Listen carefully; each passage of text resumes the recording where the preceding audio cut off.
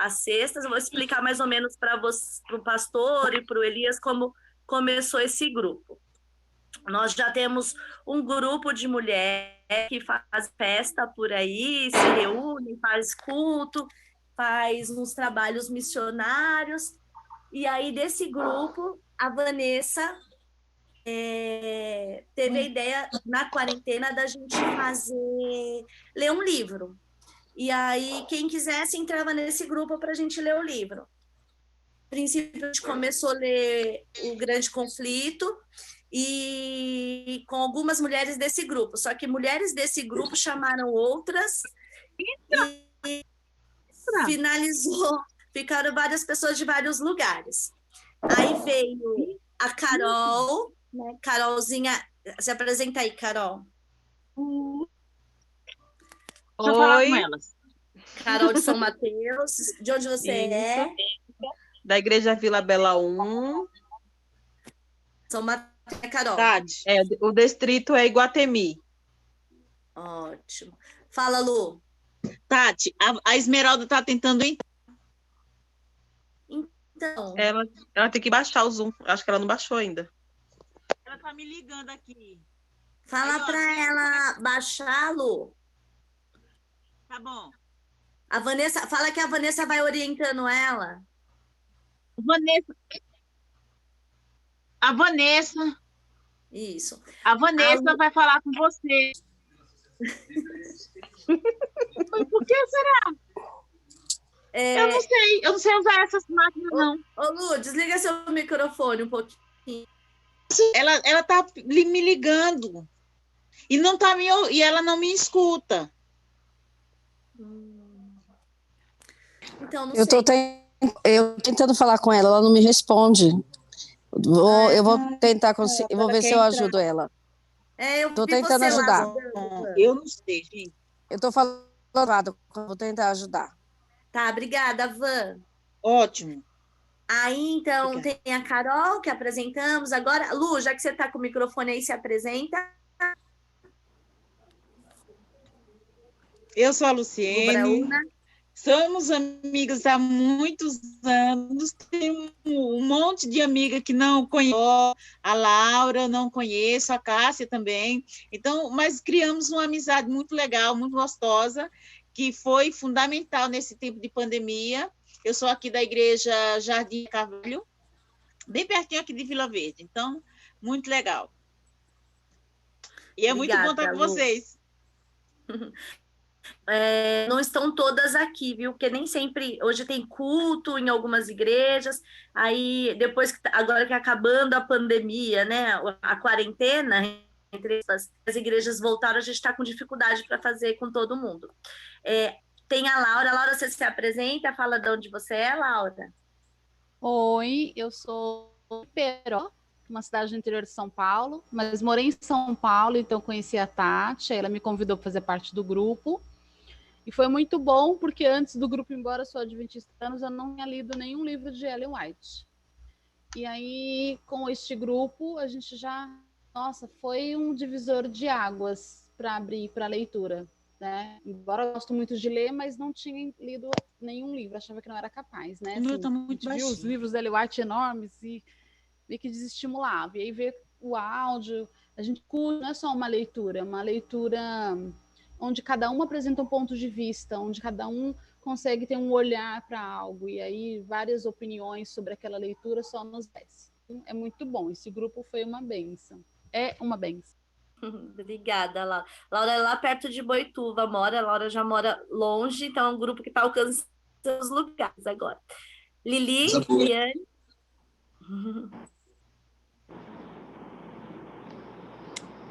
Oi, meninas, boa noite. Boa noite. E meninos, né? Hoje nós temos meninos também. Boa noite. Boa noite. É um prazer ser parte desse grupo, né? Eu acho que o aprendizado foi muito grande. E Deus, assim, tem nos dado sabedoria, né? Porque se por nós mesmos, acho que a gente não tinha conseguido, mas Deus tem nos guiado e nos orientado também, né? Então, é um prazer estar com vocês. Sou Eliane, da Igreja do Burgo Paulista, Distrito Burgo Paulista. Obrigada, Lili. A Cássia, você consegue ligar aí o áudio, Cássia, para se apresentar? Ô, gente, os filhos ficam falando aqui junto. Lucas. Cássia, acho que ela não consegue. Van, você consegue? A Cássia é do Burgo também, né, Lili?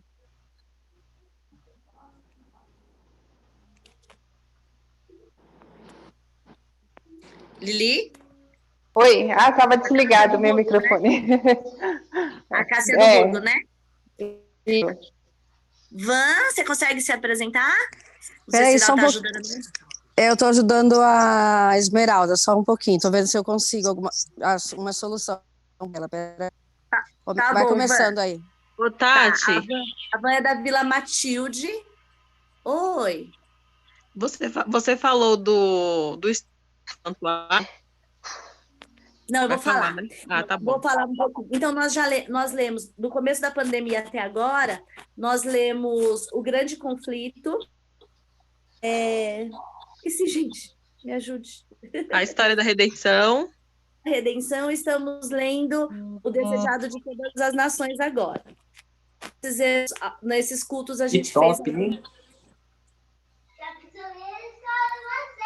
Agora, nós fizemos alguns estudos. A gente fez um estudo sobre o santuário. Acho que a gente ficou uns 10 dias, né, estudando o santuário. E aí a gente começou a estudar as mensagens angélicas. Aí, no meio desse estudo, a gente ficou com muita dúvida. E em todos os estudos a gente tem dúvida, então a gente escreve, pesquisa, tal. E aí, só que a gente não conseguiu, nem com as nossas pesquisas, a gente achou melhor achar alguém, pedir para alguém nos ajudar. Foi quando tivemos a ideia de chamar o pastor Hugo, e aí, por isso, esse encontro de hoje. Aí o pastor pode se apresentar e apresentar o convidado também, né? Que maravilha, hein? Vocês são muito feras, pelo que eu estou vendo aqui. O que eu estou vendo aqui desse grupo é que tem gente de pé, gente de longe, mas todas aí reunidas com o mesmo propósito, né? Espetacular. Espetacular. Vocês terem lido O Grande Conflito já valeu a vida já, né? Então quer dizer que essa pandemia aqui foi boa. E o História da Redenção, espetacular também. Espetacular também. Os livros que a leitura ela é mais pesada, né? Vocês começaram, já chegaram chegando, né? Fantástico, fantástico. Bom, meu nome é Hugo, eu sou pastor da igreja de Vila Verde, do distrito de Vila Verde. Então é a igreja de Vila Verde, igreja de Cidade Aê Carvalho, igreja do Jardim da Vila Nova e também Vila Santana. Sou paulistano, da ZL, sangue ruim. Sou sangue ruim, mas não sou corintiano. Não sou corintiano. Tenho todos os dentes, ó. Misericórdia. E é muito bom saber que vocês escolheram um tema.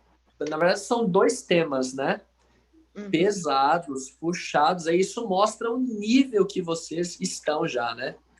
É de alto nível esse grupo. Tá aqui. Tem um amigo que está aqui acompanhando também, que é o meu irmão Elias. Ele, não sei se vocês já o conheciam, se ele conhecia essas queridas. Elias é da cidade de Aê Carvalho. Participamos juntos sempre também de uma classe uma classe de estudos que acontece às quintas-feiras. Aliás, estão convidadas também, caso a gente participar, eu posso começar a passar o link para vocês, se vocês quiserem. A gente estuda também uns temas bem legais. Muito bom estar com vocês aqui. Muito bom mesmo. Quer falar mais alguma coisinha, Tati? Antes da gente entrar no tema mesmo? Não, eu acho que não. Mas só apresentei mesmo o que a gente tem feito no grupo. E é isso, está aí aprendendo mesmo. A gente, como você falou, a gente começou do livro mais difícil. Foi bem difícil acabar ele. A gente tem usado também os audiolivro, que tem nos ajudado bastante, principalmente do Grande Conflito, ajudou bastante. Muito bom. Pode começar. Muito bom. Então, vocês gostam que deixe todos os microfones abertos assim, ou melhor fechar só para o som chegar? Melhor tá. Então aí eu vou fechar só para o som chegar melhor para vocês aí. Aí, ó. Só para que o som chegue melhor aí para vocês. Eu tô com 2 conexões aqui, porque eu tô usando o computador, porque eu tô projetando algumas coisas, estou no celular também. E aí eu espero que esteja chegando pelo menos o som legal aí para vocês. Tá belezinha, né? Vocês estão já num nível muito legal pelo seguinte, eu me lembro que a pessoa que me dava o estudo bíblico, que começou me dando estudo bíblico, logo que eu comecei a conhecer a igreja, interrompeu, não conseguiu terminar o estudo bíblico. E eu estava, junto do estudo bíblico, eu estava lendo o livro Grande Conflito. E foi decisivo para me levar para a Bíblia, para eu conhecer as verdades na Bíblia, para que eu tomasse a decisão de me tornar um adventista do 7º dia, de me tornar um cristão, né, que segue a Bíblia. Então, certamente tem sido uma bênção nas vocês, as leituras. A gente sabe que, assim, a própria Ellen White dizia que é a Bíblia e somente a Bíblia. A Bíblia, ela é suficiente. Por isso ela mesma chamou os seus escritos de luz menor, mas que aponta para a luz maior, que é a Bíblia, que é a palavra de Deus. E, de fato, a gente vive dias difíceis. A gente vive dias difíceis em que existe muita confusão religiosa. E hoje, eu não acreditava nisso antes, no começo eu não acreditava nisso, mas ler os livros de Ellen White me fez acreditar que sim, ela foi usada por Deus, inspirada por Deus, e ela só fala da Bíblia, fala da palavra de Deus e leva a gente para mais perto de Cristo. É por isso que existe um estudo que mostra que os cristãos adventistas que leem escritos de Ellen White têm uma vida cristã mais ativa, têm maior comunhão com Deus, têm maior facilidade de perdoar e um monte de outras coisas. Impressionante. Tudo porque leva para a Bíblia, para a palavra de Deus. Nessa noite aqui, vocês escolheram o tema aí para poder estudar. Vocês estão conseguindo visualizar aí? Eu coloquei a telinha também projetando. Se vocês arrastarem então aí para o canto direito, quem tiver no celular, a primeira tela que aparece é a telinha que está escrito ali, o juízo e as 3 mensagens angélicas. Está aparecendo para todo mundo aí? Porque é o seguinte, eu vou aproveitar essa projeçãozinha aí para projetar os textos bíblicos que a gente vai usar nessa noite aqui, tá bem? E aí, eu pediria que vocês, por gentileza, se estiverem com a Bíblia, quiserem conferir na Bíblia, fiquem à vontade, aliás, até o ID, tá bem? Vamos fazer uma oração antes da gente começar? Eu vou pedir para o meu amigo Elias fazer essa oração. Pode ser, por gentileza, Elias? Você ora por nós? Aí só ora, por favor, querido. Perdão? Posso começar? Elias? Posso falar? Abrindo o microfone. Oi, posso falar? Pode, por favor, querido. Aí você ora por nós, por gentileza, ainda. Perfeito. Maravilhoso Deus, muito obrigado, Senhor, por estarmos aqui reunidos em seu nome, em seu santo nome, para podermos estudar mais um pouco a respeito do céu. Maravilhoso Deus, Senhor, ajuda-nos, porque nós somos falhos, mas queremos aprender a respeito de como ter um relacionamento melhor com os nossos irmãos e também com as coisas santas, as coisas de Deus, para que um dia, Senhor, nós sejamos aprovados. E também, claro, muito obrigado, Senhor, pela graça que o Senhor nos deu de dar-nos o seu Filho para nos salvar. E tudo isso em nome do seu Filho Jesus. Amém, Senhor. Obrigado, obrigado, obrigado. Amém, amém. Lindos e lindas. Lindo e lindas, né? Lindo e lindas. A gente vai começar aqui.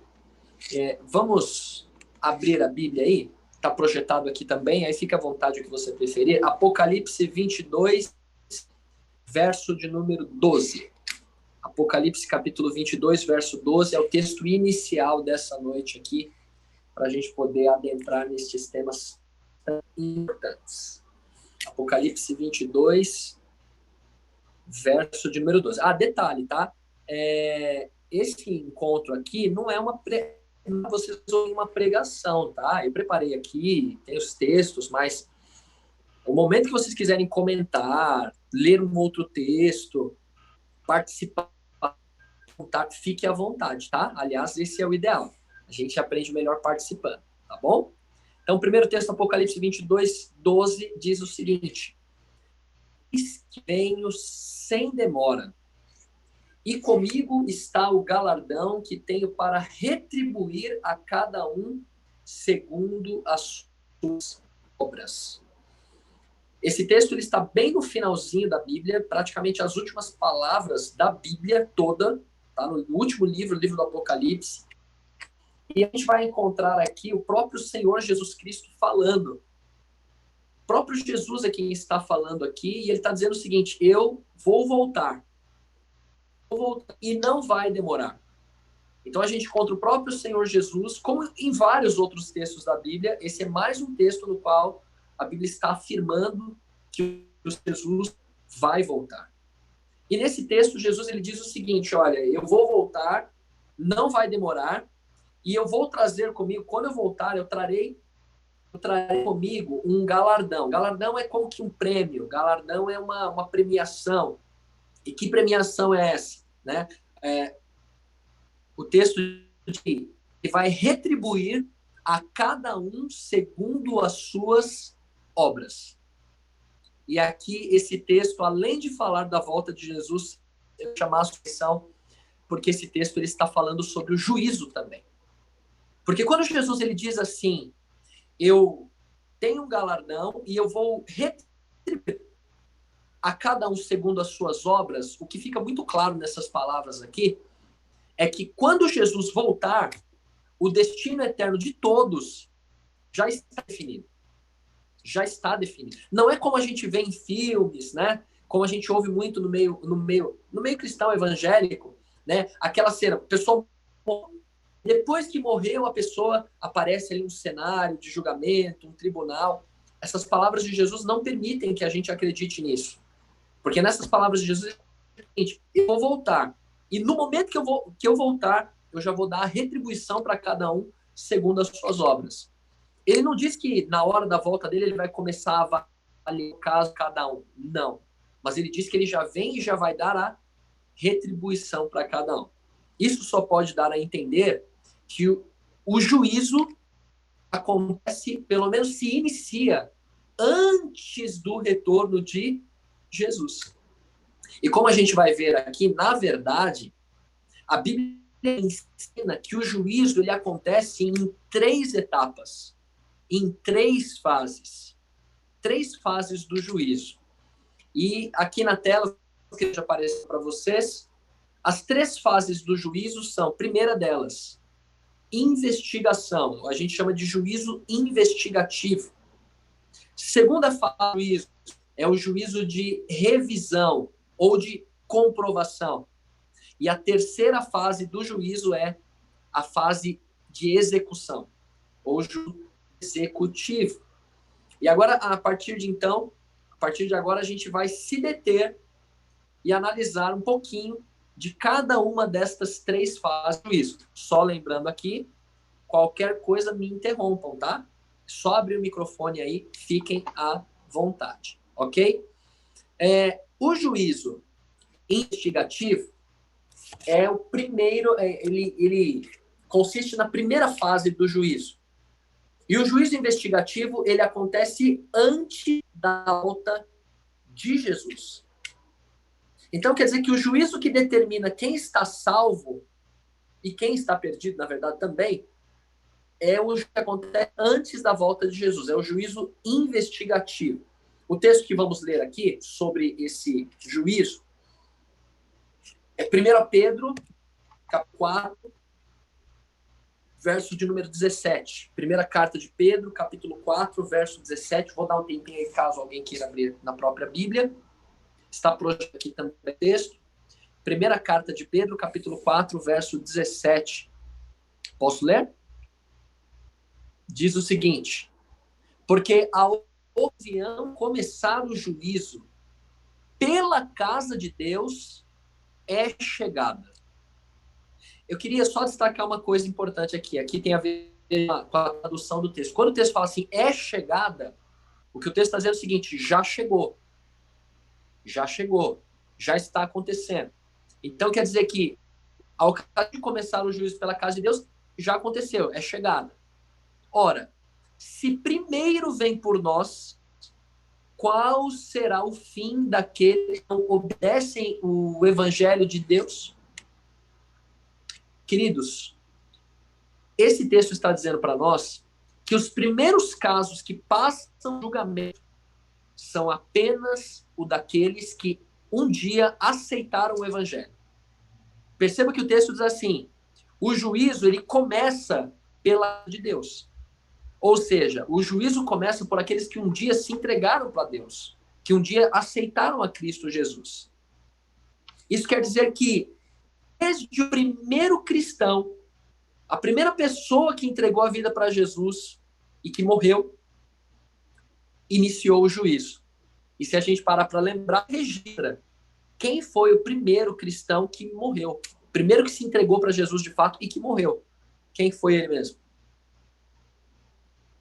Quem foi? Estevão.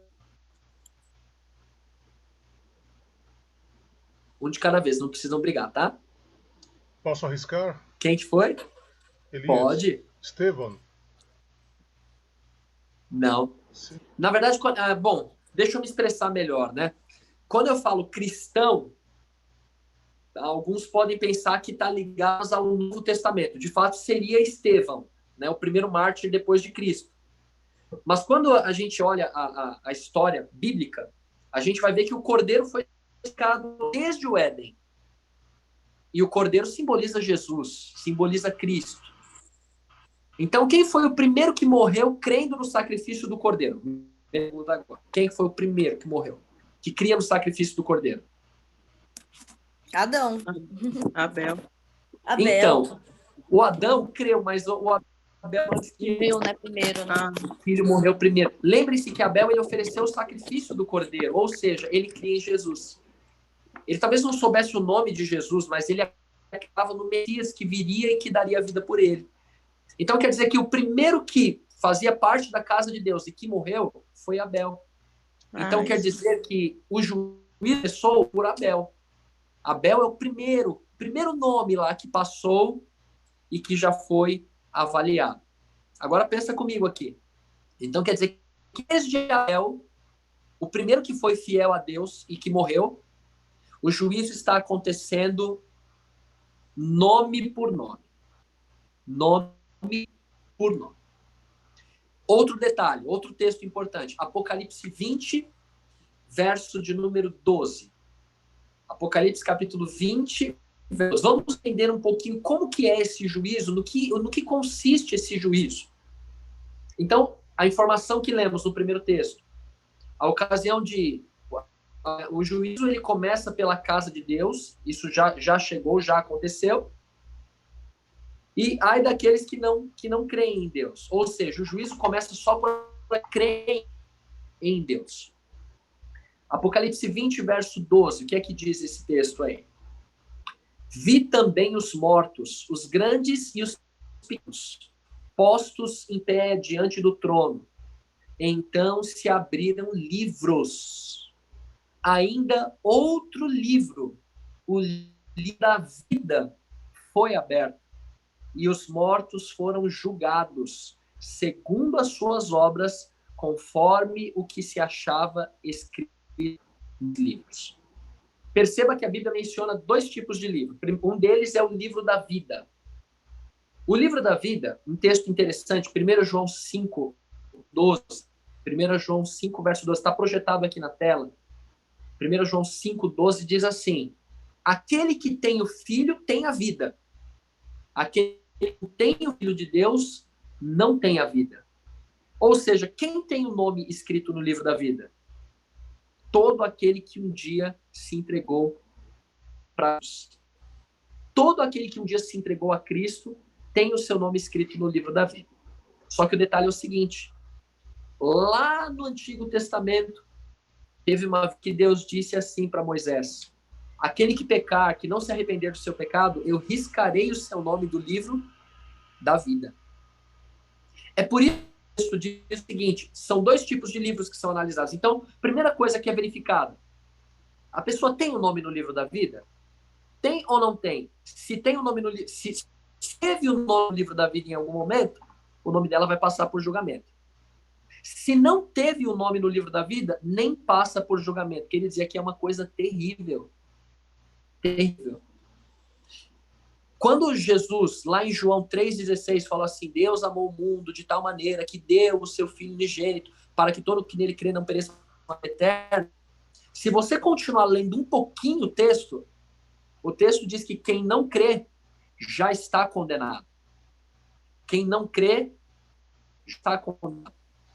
Ou seja, a salvação... Pastor, por favor, pode dizer. Pastor, então quer dizer que as pessoas que não aceitarem a Jesus vão ser pegadas? É isso? Minha irmã, ao pé da letra, é isso. Mas tem um adendo que tem que ser feito aqui, que é muito importante. Só muito importante para a gente não pode passar isso batido. E aquela pessoa que nunca ouviu falar de Jesus? E aquela pessoa que não teve a oportunidade de ouvir sobre Jesus? Porque tem tanta gente assim, então quer dizer que Deus ele só deu a oportunidade para quem ouviu de Jesus? Não. 2 coisas ficar muito claras. Primeira, qualquer pessoa que for salva será por meio de Jesus. É só porque Jesus morreu pela humanidade que haverá salvação. Em segundo lugar, é importante a gente saber que a Bíblia diz lá no livro de Romanos, querem ler esse texto? Não está no estudo. Livro de Romanos. Lá no livro de Romanos, bem no comecinho de Romanos, vai dizer que há pessoas que serão salvas, mesmo sem nunca terem ouvido o Evangelho. Porque a Bíblia diz que Deus não leva em conta o tempo de ignorância. Deus não leva em conta o tempo de ignorância. Abra a Bíblia aí, por favor, no livro de Romanos. Deixa eu pegar o texto exato aqui. Só um instantinho que eu já vou falar qual que é o capítulo e o verso. Eu creio que é no primeiro capítulo. Estou só procurando aqui para já falar para vocês, tá bom? Só um instantinho.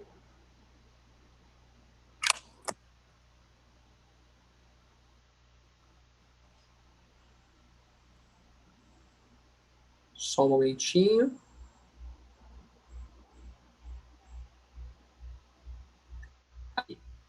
Abre, por favor, em Romanos capítulo 2.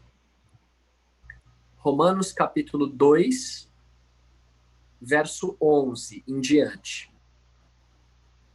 Romanos capítulo 2, verso 11 em diante. Esse texto aí, minha irmã, eu acredito que ele responde a sua pergunta. É só quem ouviu falar de Jesus que vai ser salvo? Só quem falou assim, eu aceito Jesus, vai ser salvo? Vamos entender, vamos unir as informações. Parece que tem uma contradição aqui, mas não tem, tá? Vamos entender aqui. Romanos capítulo 2, verso 11 fala assim, ó: porque para com Deus não há acepção de pessoas. Verso 12. Assim, pois, todos os que pecaram sem lei, bem sem lei, perecerão. E todos os que com lei pecaram, mediante lei serão julgados. Porque os simples ouvidores da lei não são justos diante de Deus, mas os que praticam a lei hão de ser justificados. Agora olha o verso 14. Quando os gentios que não têm lei, ou seja, gente que nunca ouviu falar de Cristo, gente que nem conhece Bíblia, gente que não teve contato nenhum com a palavra de Deus. Quando, pois, os gentios não têm lei, procedem por natureza de conformidade com a lei, não tendo lei, servem eles de lei para si mesmos. Estes mostram a norma da lei gravada no seu coração, testemunhando-lhes também a consciência e os seus pensamentos, mutuamente acusando-se ou defendendo-se. No dia em que Deus, por meio de Cristo Jesus, julgar, olha só o juízo aparecendo aqui, julgar os segredos dos homens de conformidade com o meu evangelho. Vamos entender esse texto? Está dizendo o seguinte: há pessoas que nunca ouviram falar de Jesus. Há pessoas que nunca ouviram a palavra de Deus. E há pessoas que ouviram. O que esse texto está dizendo é o seguinte, que Deus, ele não faz diferenciação, ele não favorece um em detrimento de outro. Ele vai julgar a justiça. Deus é um juiz justo. E Deus, em seu julgamento, ele vai julgar cada um de acordo com aquilo que a pessoa conhece. E mais, a Bíblia diz que Deus, ele escreveu a lei dele no coração de todo ser humano. Ou seja, todo ser humano tem uma noção básica do que é certo e do que é salvo, que tem aí um problema realmente psiquiátrico, tá bem? Questão de loucura mesmo. Mas todas as pessoas em sã consciência, elas têm uma noção do que é certo e do que é errado. Então, quer dizer que o critério que Deus vai usar para julgar cada um vai ser de acordo com aquilo que cada um recebeu. E o que fez com aquilo que recebeu. Então, sim, toda pessoa que entrar no céu é porque Jesus morreu no nosso lugar. Ele pagou pelos nossos pecados. Agora, Deus, ele vai nos julgar olhando o seguinte: essa pessoa, quanto ela vive daquilo que ela conhece? Quanto ela vive daquilo que ela sabe a verdade?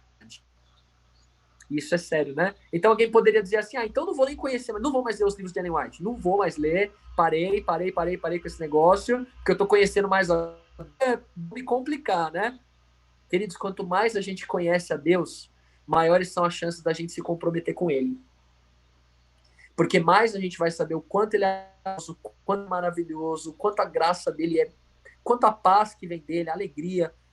É uma delícia a gente se sentir filhos amados de Deus e saber que somos de fato e que Cristo vai voltar nos buscar. Então, quanto mais a gente conhece, as chances da gente se comprometer são maiores, não tenha dúvida disso. Mas sim, Deus agirá com justiça em cada caso. Pergunta, irmã, não sei se foi legal fazer esse parênteses aqui. Foi bom? Pode ser sincero.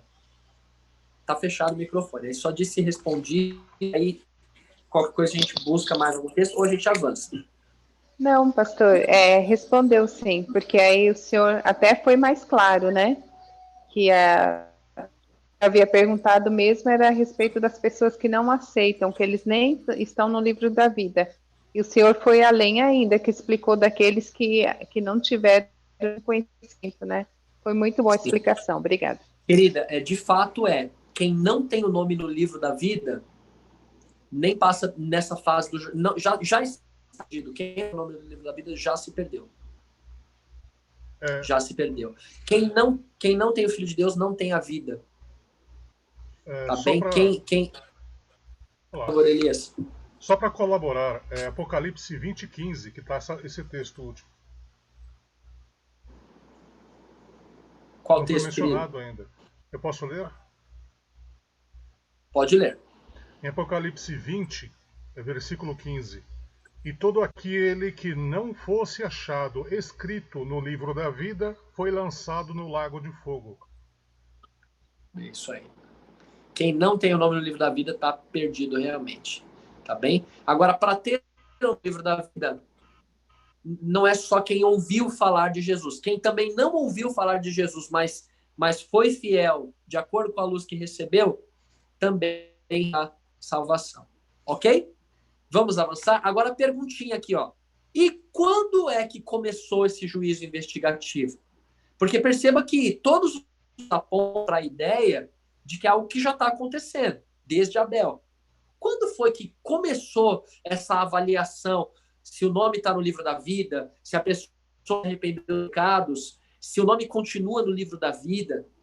Vamos ver? Quando começou o juízo? Daniel 8,14. Agora, esse texto aqui, se você ainda não viu sobre ele, daí a gente precisa marcar um outro estudo só para falar sobre ele. Eu não vou me deter nele, porque aqui vai bastante tempo. A gente ficaria só nele. Tá? Eu vou só mencionar algo, mas não vou dar detalhes. Se vocês quiserem, a gente marca outro momento só para a gente poder estudar sobre esse texto. Tá bom? É o 8,14. Diz o seguinte: até 2.300 tardes e manhãs e o santuário será purificado. Um breve resuminho. Esse texto fala sobre a purificação do santuário. A gente tem que se lembrar que o santuário terrestre, que tinha desde lá do deserto, depois o templo de Salomão, depois o templo de Herodes, uma vez por ano, sempre no dia 10 do 7º mês do calendário judaico, mês de Tishri, o sumo sacerdote entrava nesse dia do ano, dia 10 do 7º mês, ele entrava no lugar santíssimo para poder purificar o santuário. E esse dia era dia de juízo, e simbolizava o juízo final. E nesse dia eram julgados aqueles que tinham confessado seus pecados e suplicado pelos méritos do Cordeiro, do sacrifício do Cordeiro, ou seja, o sacrifício de Cristo. Aqueles que tivessem se permanecido rebeldes, eles seriam eliminados do meio do povo. E aqueles que confessassem o seu pecado e abandonavam, eles tinham seus pecados apagados do santuário. Só que detalhe, Daniel 8,14 é uma profecia que fala de 2.300 tardes e manhãs, que são 2.300 anos. É muito tempo depois. E você já deve ter ouvido falar que no ano 70 depois de Cristo, o santuário terrestre foi destruído. Então, esse texto não está falando sobre o santuário terrestre, mas o livro de Hebreus fala que existe um santuário no céu. Apocalipse mostra isso também. Ou seja, o santuário que existe no céu começou o processo de purificação. Começaria quando? Depois de 2.300 tardes e manhãs. Aí você precisaria estudar um pouquinho mais Daniel, ver o capítulo 9 também, porque no capítulo 9, verso 25 em diante, marca direitinho ali, ó, fala qual que é de começo, a data de início para a contagem das 2.300 tardes e manhãs. Aí depois você vai ao livro que é, por favor, minha querida. Licença. Então, quando as pessoas falam assim, nós sabemos que ninguém vai ao Pai senão pelo Filho, né? Jesus. E muita Exatamente. gente questiona a gente em relação ao passado, as pessoas do passado. Então, as pessoas não vão ser salvas porque elas não acreditaram em Jesus, não tiveram contato com Jesus. E então a gente pode usar essa questão do sacrifício do Cordeiro. Todos que aceitaram isso estavam automaticamente acreditando no sacrifício de Jesus, né? Exatamente. Você pegou a ideia perfeita, minha querida. O que acontece? Simplesmente, desde que Adão e Eva pecaram, eles se sentiram... Com que Deus cobriu a nudez deles? Com pele de cordeiro. O primeiro cordeiro foi morto ali. Depois disso, você vai ver Abel e Caim, cada um oferecendo um sacrifício. Abel, ele ergue um altar e sacrifica um cordeiro. Caim não. Caim, ele quer oferecer frutas. Só que fruta não salva ninguém. O que salva realmente, o que Deus mostrou que salva, é o sacrifício do cordeiro. Quando João Batista viu Jesus, o que ele falou? Esse é o Cordeiro de Deus que tira o pecado. Ou seja, todos aqueles rituais que aconteciam de sacrifício, quando Noé desce da arca, o que ele faz? Ele ergue um altar ao Senhor. Abraão ergueu um altar ao Senhor. Aí fez um templo, ofereciam sacrifícios no templo. Todo esse sacrifício de cordeiros que acontecia era como que uma ilustração pesada. Que imagina um animal sendo morto, porque eu pequei, que absurdo. O que o animal fez? O animal é inocente. Ainda mais o cordeiro, um animal tão dócil, tão manso. Deus deu esse símbolo para mostrar o seguinte, para que o pecador viva, o inocente morre. Pastor? E isso aconteceu na cruz, quando Cristo Jesus deu a vida por nós. Pastor, pode falar, Elias. Só para colaborar. Pode falar, querido. A passagem das peles está em Gênesis 3, 21. Para quiserem ver depois. É isso aí. Obrigado. Pode ler, querido. Sim. Pode ler. Gênesis 3, 21. E o Senhor Deus fez ao homem e à sua mulher túnicas de peles e os vestiu. Olha só, se não existia morte, como que Deus ele fez roupas de pele de animal? Isso mostra uma coisa só. O primeiro sacrifício aconteceu ali. Então, o evangelho no Antigo Testamento é exatamente o evangelho do Novo Testamento. É a mesma mensagem. A salvação sempre foi por Jesus. Alguns dizem assim, não, os judeus eles eram salvos por guardar a lei. Coisa nenhuma. Nunca ninguém foi salvo por guardar a lei. A salvação sempre foi o seguinte, crer que Deus enviaria o seu filho para poder morrer no nosso lugar. Sempre foi dessa forma. Diga aí, Elias. Eu só ia confirmar, porque diz assim, Deus disse, certamente morrerás. Né? A serpente disse, não é bem assim, sabe como é que é, e seduziu a mulher, né? Então, mas não teve morte certa, como diz lá no norte, né? Morte certeira. Ele ainda viveu quase 1000 anos, Adão, e porque Deus tinha profetizado, né, que eles encheriam a terra. Se ele tivesse matado Adão e Eva antes, a profecia de Deus não teria se cumprido, que o ser humano não ia povoar a terra, e aí Satanás teria uma vitória. Tem esse detalhe também, né? Desde lá do Éden, Deus ele mostrou que mandaria o filho para morrer no nosso lugar. Isso é maravilhoso, né? Obrigado, querido. Meus lindos, então, sobre... Desculpa. Tati, desculpa. Pode falar, Tati. A gente, você pode até se aprofundar, não tem problema, porque a gente estudou bastante o santuário. E não que a gente saiba tudo, não. A gente não sabe mesmo, não. Muita coisa para aprender. Mas tem muita coisa que a gente estudou. Acho que a gente fez uns, não sei, muitos. Top. Então, a gente está sabendo um pouquinho. Então, maravilhoso. Então, dá para falar um pouquinho mais... Perfeito. Então, veja só. No terrestre, 2 coisas aconteciam. Primeira delas, o sacrifício de cordeiros. Acontecia 2 vezes no dia, sempre às 9 da manhã e às 6 da tarde. Vocês sabem que hora que Jesus foi crucificado?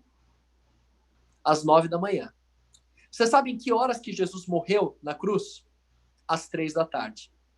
A Bíblia diz que o véu do templo se rasgou. Olha que coisa espetacular, como tudo se cumpriu perfeitamente em Cristo Jesus. É lindo isso, não é? É lindo. Então, notem o seguinte, que no santuário terrestre, então, o cordeiro simbolizava Jesus. Agora, o que a gente está aprendendo nesse estudo de hoje é algo muito especial. Porque no santuário, uma segunda coisa acontecia. Havia 2 figuras centrais ali no santuário. Uma delas era sempre o sacrifício, sempre o cordeiro sendo sacrificado. Agora, tinha uma outra figura muito importante no santuário, que era a figura do sacerdote.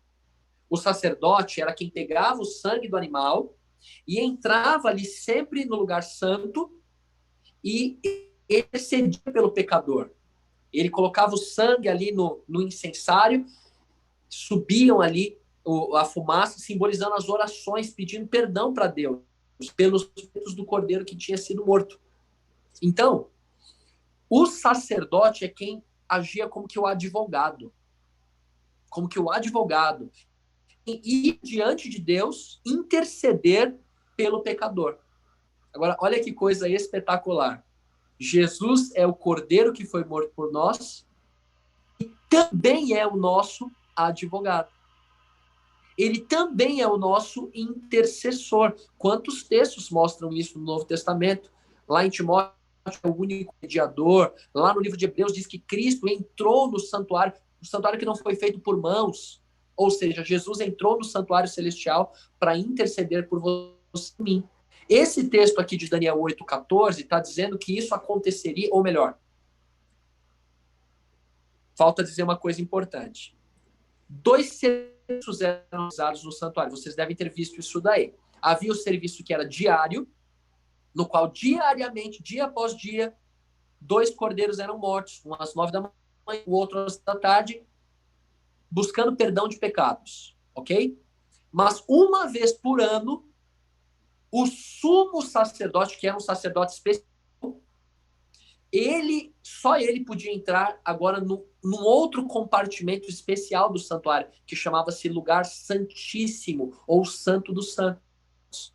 E o sumo sacerdote, quando ele entrava ali, era algo espetacular, porque a cerimônia desse dia era diferente, dois bodes eram idos, um deles ficava como que o bode expiatório, né? Vocês estudaram sobre isso? Viram? Ó, vocês são fera, hein? Esse bode expiatório, ele simboliza o Satanás no período dos 1000 anos, que ele vai receber a culpa por todos os nossos pecados. Só que o outro bode, que era para o Senhor, ele era morto e também usava Jesus. E naquele dia a presença de Deus se manifestava, né? E esse dia, como já mencionei, era o dia de juízo. Era o dia no qual o povo confessava os seus pecados, se arrependia e clamava a Deus por misericórdia, porque era tido como dia de juízo. E era também conhecido como dia da purificação do santuário. E esse texto de Daniel 8,14 que lemos, ele está falando da purificação não do santuário terrestre, mas do santuário celestial. Lembrando que a purificação do santuário terrestre era ocasião de juízo, ou seja, quando se cumpriram as 2.300 tardes e manhãs, começou o juízo no santuário celestial. Quer dizer que Cristo, depois que morreu na cruz, ressuscitou e voltou ao céu, Jesus ele foi para o do santuário celestial. Mas quando se cumpriram as 2.300 tardes e manhãs, Cristo agora passou do lugar santo para o lugar santíssimo e iniciou a obra de juízo, a obra de purificação do santuário celestial. Tranquilinho até aqui? É bastante informação, mas vocês já estão com uma boa bagagem aí, tá bem? Agora, quando se cumpriram as 2.300 tardes e manhãs, e aqui entra no ponto que eu mencionei que é preciso de um outro estudo só para isso, se vocês ainda não viram. Isso se cumpriu no dia 22 de outubro de 1844.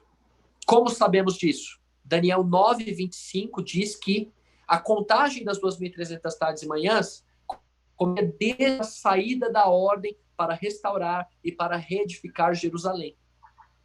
E isso aconteceu no ano 457 a.C., com Esdras, capítulo 7, verso 13. Foi o ano no qual o rei Artaxerxes, ele deu a ordem e o povo de Israel que estava cativo lá na Medo-Pérsia, viram de lá, voltaram para Israel, reconstruíram Jerusalém. Começaram isso no ano 457 a.C. Se você fizer a conta aí, 457 a.C., mais 2.300, vai cair no ano de 1843. Porém, a gente tem que se lembrar que tem que acrescentar mais um ano, por causa do ano zero. Nós precisamos acrescentar mais um ano, porque pula do -1 para o 1. Então, mais um ano, caindo no ano de 1844. Por que dia 22 de outubro? Porque no santuário terrestre, a purificação do santuário, o juízo acontecia sempre no 10º dia do 7º mês.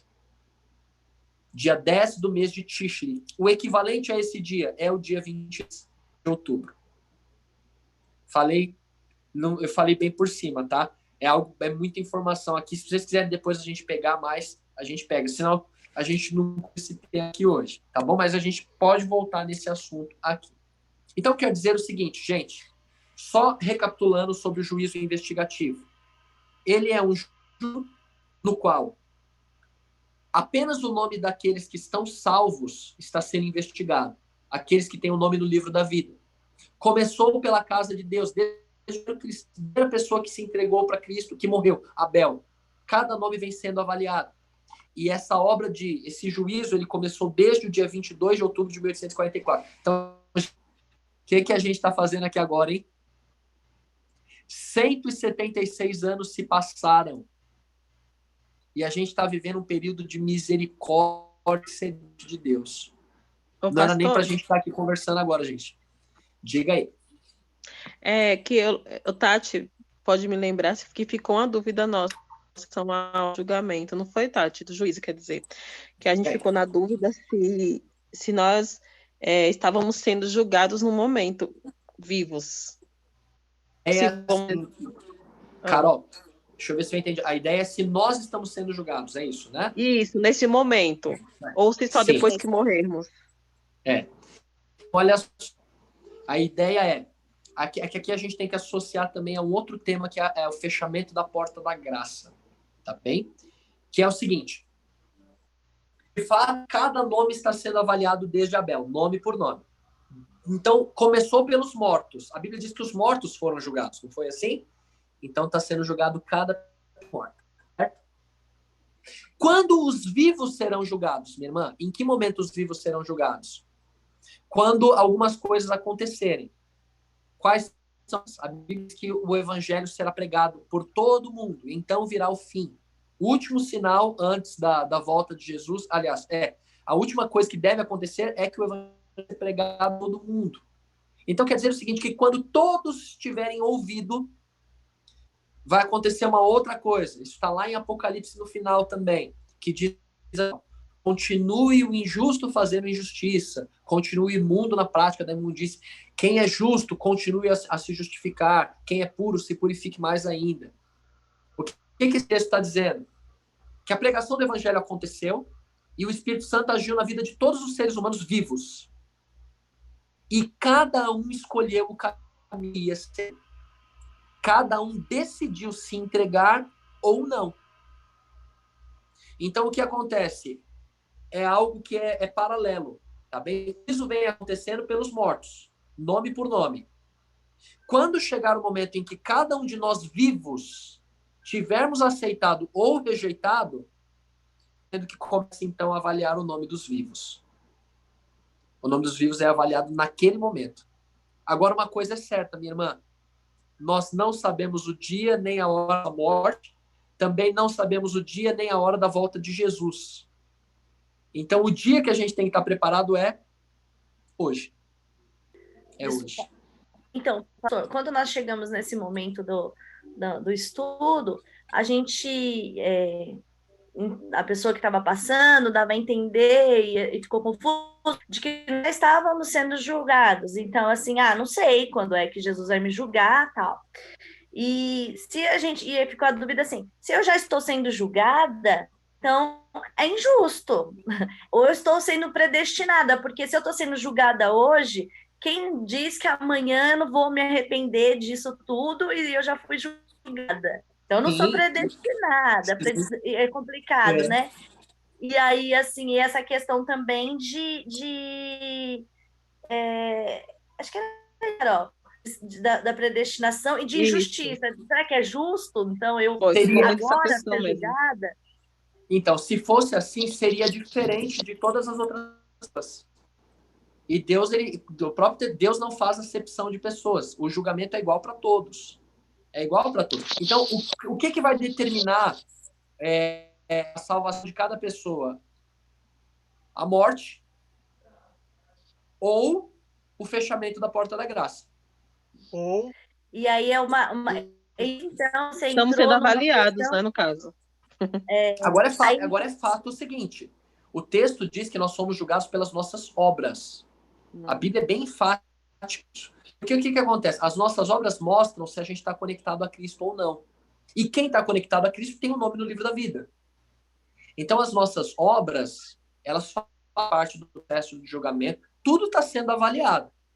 O que vai determinar a nossa salvação ou não é a seguinte: no final de tudo, a minha vida está ligada à vida de Cristo ou não? Eu estou conectado a Jesus ou não? É isso que Deus vai avaliar. Quando ele olha para a minha vida, o Hugo, a vida dele está conectada a Jesus, porque eu posso passar a minha vida inteira pregando o evangelho. E no final dela, soltar da mão de Jesus. Estou perdido. E o contrário também pode acontecer. Que às vezes não anda com Jesus e no final da vida se entrega. Agora, uma coisa é certa. Sabermos dessa informação de que há 176 anos o juízo começou, isso deve trazer a nós uma impressão muito forte, muito solene, de que nós vivemos os instantes finais antes da volta de Jesus. E isso deve nos levar a um preparo muito grande. A gente tem que se preparar realmente, não é? Porque a gente está falando da nossa salvação, é muito sério isso. É o nosso destino eterno que está em jogo. Outra coisa que a gente tinha... Desculpa, eu acho que era nessa questão mesmo da nossa dúvida, e a gente não levou em consideração o fechamento da porta da graça. Eu acho que a gente não chegou nesse ponto e não discutiu esse ponto. Mas então o raciocínio estava certo mesmo nosso, de que nós não estamos sendo julgados agora, nesse momento, e a gente nem sabe que está sendo julgado. Então, isso caiu, né? Pelo conhecimento. Veja só, nós estamos sendo julgados no seguinte sentido: se eu morrer hoje Estou conectado a Jesus ou não? Sim. Então, o juízo, sim, ele acontece durante a minha vida, mas o que determinar se estou salvo ou não? Pastor. Na minha morte ou no fechamento da porta da graça, eu estou conectado a Cristo? Então, assim, em mim, o que isso deve causar? Qual que é a impressão que isso deve causar em mim? Eu não sei o dia nem a hora da morte, nem do fechamento da porta da graça. Então, eu preciso, sim, levar a sério, viver. Porque o risco que existiria seria o seguinte, né? Se Jesus tivesse avisado o dia que ele viria, a gente ia deixar para o último segundo. Não seria sincera a entrega. Não seria uma entrega sincera, né? Então, Deus, ele deixa a gente manifestar o nosso livre-arbítrio mesmo. Não sabemos o dia, não sabemos a hora, mas sabemos que já tem nomes sendo julgados, os mortos. E pode ser que a gente passe para essa lista dos mortos amanhã. E aí? Perfeito. Pode ser que amanhã eu esteja na lista dos mortos. Diga aí, Elia. Então, essa é uma situação natural para nós humanos. Porque nós temos um tempo nessa terra e nós, do nosso ponto de vista, entendemos isso. Mas imagine que a pessoa não nasceu ainda. Provavelmente o livro dessa pessoa já existe. De repente ela já foi julgada. Não quer dizer que é predestinação. Também não quero ficar na fila dos excomungados, pastor. Por favor, não quero inaugurar nenhum problema para nós. Mas pro lado de vista de quem está no céu, não importa. Eles nem entenderiam essa pergunta. Se está sendo julgado agora ou não. Não. Está no livro e vai seguir o processo, né? Eu penso assim, uma ideia. Então, quem está morto está aguardando o retorno de Cristo, mas o texto, como o primeiro texto que lemos lá, quando ele vier, ele vai retribuir a cada um segundo as suas obras. Quando ele voltar, assim que ele voltar. Olha só, e a segunda fase do juízo? A segunda fase do juízo... Opa, diga aí. Não, é que assim, quando estávamos conversando, o que aconteceu?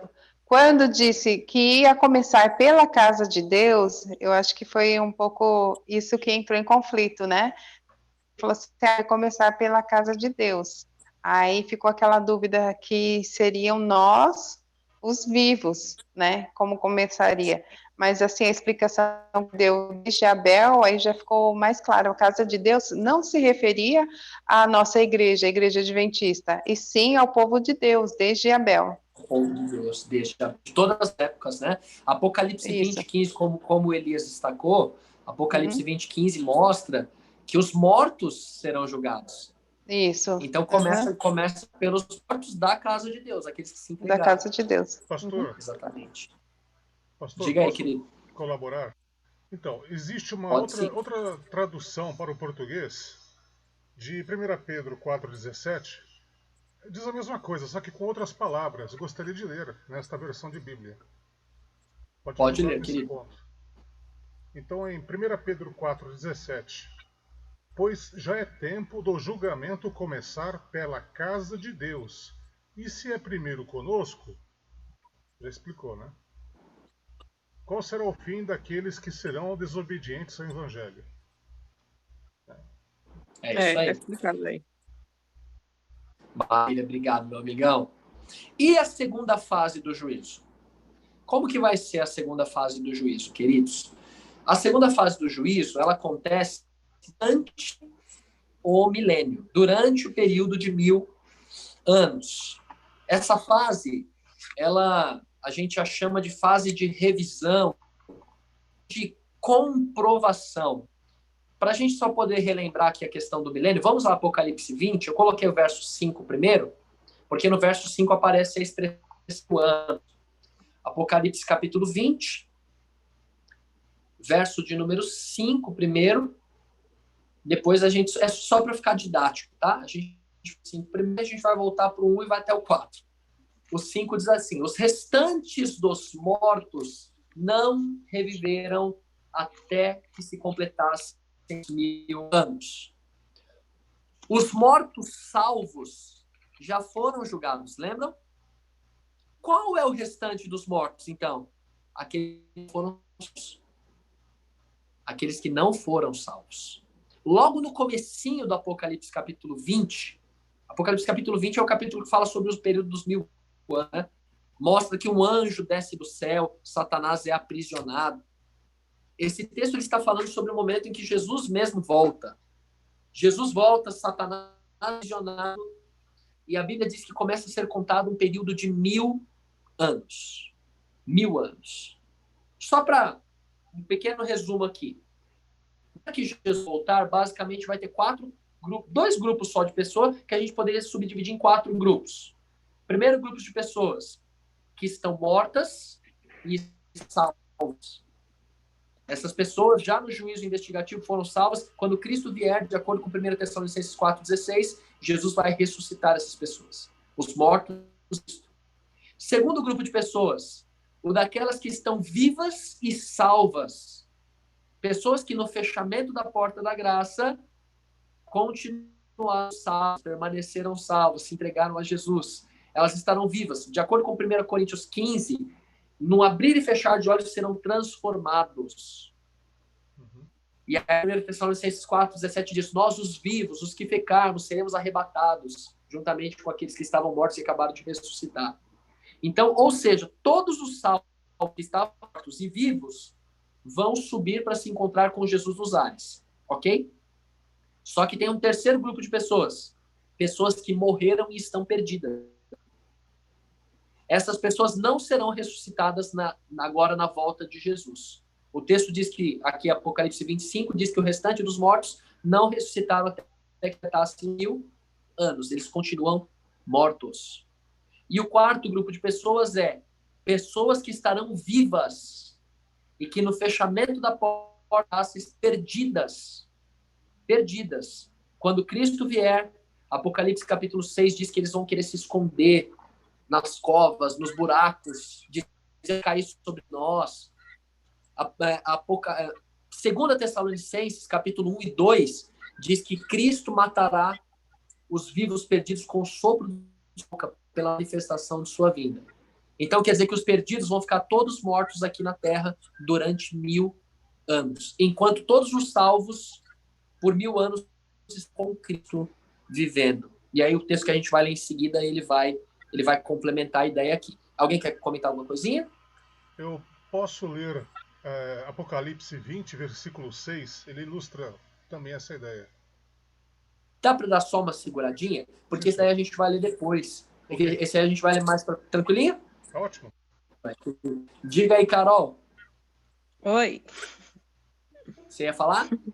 Não, eu só ia perguntar assim, então, os que vão tentar invadir vai falar lá para frente, né? Vão ser os que vão ser ressuscitados depois. Esse daí é a terceira fase do juízo. Desculpa eu estar segurando vocês dois. É que só para ficar separadinho, assim, ficar didático. Primeira fase do juízo, antes da volta de Jesus. Segunda fase do juízo, que é esse que a gente está vendo agora, ele acontece depois da volta de Jesus, durante os 1000 anos. Vamos ver o que vai dizer Apocalipse 20, do 1 até o 4. Olha só o que diz capítulo 20, do 1 até o 4. Diz assim: então vi descer do céu um anjo, tinha na mão a chave do abismo, uma grande corrente, e ele se pegou a serpente, que é o diabo, Satanás, e o prendeu por 1000 anos. Lançou-o no abismo, fechou-o, pôs selo sobre ele, para que não mais enganasse as nações até se cumprirem os 1000 anos. Depois disto, é necessário que ele seja solto pouco tempo. Agora preste atenção no verso 4. Vi também tronos, e nestes sentam-se aqueles aos quais foi dada a autoridade de julgar. Perceba que agora, essa segunda fase disso, ela tem uma participação de algumas pessoas que receberam de Deus a autoridade para julgar. Ah, mas espera aí, um pouquinho, vou entender aqui. Na hora que Jesus voltou, ele já não deu para cada um segundo as suas obras? Ele não salvou quem tinha que ser salvo, e quem está morto continua morto, ou quem estava vivo e perdido morreu? Que juízo é esse, sendo que, na verdade, já está todo mundo julgado? Queridos, percebam que o juízo, o jeito que decide o caso de cada um é o juízo investigativo. Já está decidido o caso. Esse julgamento que vai acontecer agora vocês vão entender por que a gente chama ele de juízo de revisão, juízo de comprovação. Vamos ler um outro texto aqui. O que os salvos vão fazer durante os 1000 anos? O que os salvos vão fazer? A Bíblia já disse, a gente vai viver, reinar com Cristo, a gente vai desfrutar a vida no céu. Não tenha dúvida que vai ser algo espetacular. Mas tem uma coisa em especial que a gente vai fazer enquanto é ali. Primeira carta aos Coríntios, capítulo 6, versos 2 e 3. Primeira carta aos Coríntios, capítulo 6, versos 2 e 3. Gente, você tem hora para acabar? Se quiser, a gente para agora e continua depois. Ou continua até o fim? Não, a gente não tem hora assim. Não, hoje as meninas como estão, a gente vai decidindo. Pode continuar, mas a gente já tá as meninas que tá? sabem. Não. Tá. Falta pouco. Eu acho que mais uns 10, 15 a gente termina. Dá pra eu aguentar. acho. Por mim dá. Eu acho. É que é muita informação, né? Muita informação também. Digam aí, ainda mais assim, virtual, pode ser que a gente já não pega mais, tá? Falem aí se chegar a esse ponto. Importante a gente estar pegando a informação, tá? Mas olha o que vai dizer 1 Coríntios 6, versos 2 e 3. Diz assim: ou sabeis que os santos hão de julgar o mundo? Ora, se o mundo deverá ser julgado por vós, sois acaso indignos das coisas mínimas? Não sabeis que havemos de julgar os próprios anjos, quanto mais as coisas desta vida. Paulo aqui parece até que ele está bravo no jeito de falando. Está dando uma bronca na igreja de Corinto, porque eles ficavam ali levando causas a juiz, entre eles, coisas que eles podiam resolver entre eles. E aí ele dá um exemplo, ele cita uma coisa e fala assim: gente, vocês não conseguem julgar coisas desse mundo aqui? Vocês não sabem, não, que vai chegar um momento que os salvos, os santos, vão julgar o mundo? Dando a entender a cara que eles perderam, né? Até os anjos a gente vai poder avaliar o que os anjos que se perderam fizeram. Eu sempre ilustro isso aqui do mesmo jeito, tá? E é horrível essa ilustração que eu vou usar. Eu não gosto dessa ilustração, mas eu vou usar para ficar bem claro. Imagina que nós estamos estudando sobre isso hoje. E aí o tempo passa, Cristo volta, e você tem a grata satisfação de perceber que você está salvo, salva. Você está no céu. Que lindo, hein? E aí você começa a encontrar ali com as pessoas, com seus queridos. Você encontra ali amigos, pessoas para quem você falou de Cristo. É importante, né? E aí, num dado momento, você lembra desse Zé Mané que está aqui estudando a Bíblia com você hoje. Esse aqui, ó, Hugo. E aí você fala assim: cadê o pastor que um dia estudou a Bíblia com a gente, que foi pastor da Vila Verde? Cadê aquele pastor? Você viu? Aí eu pergunto para você: você viu? Não vi. Aí você vai perguntar para Jesus: Jesus, cadê o pastor Hugo? Cadê o Hugo? O Hugo pregava o evangelho, falava: eu não estou vendo o Hugo aqui. Cadê? E aí Jesus vai mostrar para você que eu não estou lá. E aí você vai se perguntar assim: mas ele era um pastor. E aí Jesus ele vai mostrar para você todas as oportunidades que ele me deu. Ou aquilo que eu fazia em oculto e que ninguém sabia. Ele vai mostrar para você todas as chances que eu tive de aceitar isso, mas não o fiz. O quanto eu falei de Jesus para outras pessoas, mas eu mesmo nunca aceitei. Deus me livre, tá? É só uma ilustração. Mas o que é o juízo de comprovação? Os salvos terão a oportunidade de ver se Deus foi justo ou não em deixar algumas pessoas se perderem. E isso daqui, queridos, que Deus nos livre de a gente ter alguém que a gente ama que não está salvo. Um esposo, uma esposa, um filho. Deus nos livre disso. Deus tenha misericórdia dos nossos queridos. Mas fato é que se acontecer de alguém que você gostaria que estivesse lá não estar, você vai ver por quê. E você vai ver que Deus foi justo. Deus precisaria fazer isso? Não. Deus precisaria provar alguma coisa para a gente? Não. Só que vocês leram um livro grande de conflito.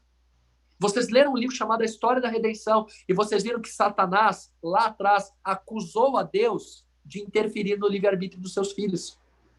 Satanás acusou a Deus de ser injusto, de que ele não ama os seus filhos. Então perceba que no juízo, Deus ele age de maneira que tudo seja muito transparente, para ficar muito claro que ele é justo e que ele é digno do nosso amor. Ele não precisaria mostrar isso, mas ele quer que nós os amemos de maneira livre, espontânea, não forçado. Se ficasse qualquer pontinho de dúvida, quem garante que lá na frente levantar outro Lúcifer entre nós? Quem garante? Essa fase do juízo, ela serve para mostrar que, de fato, Deus agiu com justiça em todos os casos. Tanto daqueles que foram salvos, quanto daqueles que se perderam. Ficou claro? Tranquilo? Então, por isso que a gente chama ela de juízo de revisão, para revisar o que foi feito, ou comprovar. Revisão ou comprovação. E a terceira e última fase do juízo é a fase de execução. Tati, pode falar, querida. A gente ficou bastante impactado quando a gente leu que nesse momento que a gente estava nesse juízo, nessa parte, e quando passasse isso, a gente esquece as pessoas, até o momento a gente ia lembrar, e depois vai ficar no esquecimento, a gente não vai lembrar mais, porque aí não vai ter mais sofrimento, né? E a gente... Controvérsias. Quando leu isso... Há controvérsias. Inclusive, no meio adventista, existem estudiosos da Bíblia que acreditam nisso que você está dizendo, e há estudiosos que não acreditam nisso que você está dizendo. Eu, particularmente, não acredito que vai acontecer isso, da gente esquecer. Mas onde que a gente... Eu não estou lembrada ainda onde que a gente leu, para mim que a gente tinha lido na história da redenção isso, mas então não foi. Porque está lá no livro de Isaías. No livro de Isaías é isso. Porque aí vai ficar o sofrimento, porque se a gente vai lembrar da pessoa, a gente não vai lembrar com tristeza, porque eu amo a pessoa e a pessoa se perdeu. E aí eu não tristeza nisso? Então, Apocalipse capítulo 21 diz que Deus enxugará dos olhos toda lágrima. E você vai perceber que esse texto ele está depois do que a gente vai ler aqui agora, que é o juízo executivo, que é quando Deus manda fogo do céu e mata os perdidos. Os salvos estarão chorando depois que o fogo caiu do céu. Por quê? É o exemplo de Davi. Davi está salvo. A Bíblia diz que ele terminou sua vida sendo um homem segundo o coração de Deus, não foi? Só que o filho dele, Absalão, não está salvo. Será que ele vai chorar? Não tenha dúvida. Não tenha dúvida. Haverá muitos salvos que estarão chorando naquele momento. Na verdade, todos estaremos chorando. Que a gente está vendo pessoas amadas, ou mesmo que a gente não conhece, sendo destruídas. E isso é terrível. Agora, o texto que diz que Deus... Na eternidade, pastor, aí tá. Mas aí não seria esse esquecimento na eternidade? Então, minha linda, eu procuro não... Aí é o que eu te falei, é interpretativo. Porque assim, ó, por exemplo, vou dar um exemplo para você. Ó. Tá. Eu tenho uma cicatriz aqui, ó, no meu braço. Não vai dar para ver no vídeo aí, mas eu tenho uma cicatriz grande aqui. Eu me lembro de como que ela aconteceu. Eu estava correndo, eu era criança, dei um pulo assim, saltei num barranco assim, caí com o cotovelo no chão, ralei, sangrou, doeu, fiquei um tempão ruim. Porque é uma região que difícil de cicatrizar, porque está o tempo todo movimentando, né? Só que chegou um momento que formou a casquinha, aí começou a ir melhorando ali a ferida, aí vem a membrana, vai voltando a pele, vai se formando, até que cicatrizou. Na hora que cicatrizou, o que acontece? Não dói mais. Não dói mais. Eu me lembro do que aconteceu, mas não dói mais. Ellen White termina o livro Grande Conflito. Vocês leram o Grande Conflito. Ela termina o Grande Conflito dizendo que nunca mais o pecado vai se levantar. Agora, deixa eu fazer uma pergunta para vocês. Faz algum sentido, tendo eu esquecido de tudo de ruim que passou nesse mundo sujo de pecado, se eu me esquecer do quanto o pecado é mau, será que eu não vou querer ver como é que é. A ideia é a seguinte: a lembrança do que aconteceu é uma garantia de que eu não vou cair de novo, eu não vou querer mais isso, jamais. Eu lembrar que pessoas queridas se perderam por causa do pecado, nunca que eu vou querer pecar mais. Então, como eu te falei, há controvérsia. Agora, detalhe, e ponto de ação, acreditar num ponto ou no outro, tá bem? A gente só vai saber, né, quando Cristo voltar. Eu gostaria só quando de Cristo colaborar. voltar. Diga isso. Haverá no céu um monumento, um fogo que queima eternamente. É o monumento do mal. Mas o que é o mal? Ninguém vai saber explicar. Curioso isso. Há também um texto de Ellen White que ela diz que a única coisa que permanece no céu são as marcas de Cristo. A única lembrança do pecado. Esse texto pode dar a entender que seja o que você acredita, entendeu? Que a gente não vai lembrar de nada. É possível. É possível, tá bem? Então, viés para os dois lados. Para você ter uma ideia, existe divisão no mundo teológico adventista se nós veremos a face de Deus Pai ou não. Uhum. Entende? O Rodrigo Silva não acredita que nós veremos a face de Deus Pai. E tem a Bíblia que mostram isso. Já o pastor Amin Rodor, o pastor Paroski mostram claramente, vamos ver Deus Pai. Então, assim, tem alguns pontos que a Bíblia, ela dá margem para as coisas, dá para ter certeza. Não dá para ter certeza. Mas não está errado. Quem falou isso daí está acompanhado por um monte de estudiosos, tá? Tá acompanhado por um monte de estudiosos que usam o texto da Bíblia, Ellen White. Para mim, eu penso um pouquinho diferente. Penso um pouquinho diferente sobre isso daí. Tá bom? Olha a terceira fase do juízo, partindo já para o fim. Está em Apocalipse capítulo 20. Aí aqui por isso que eu pedi para vocês não lerem o 6, porque a gente vai ler agora do 5 em diante, tá? Apocalipse capítulo 20, verso 5.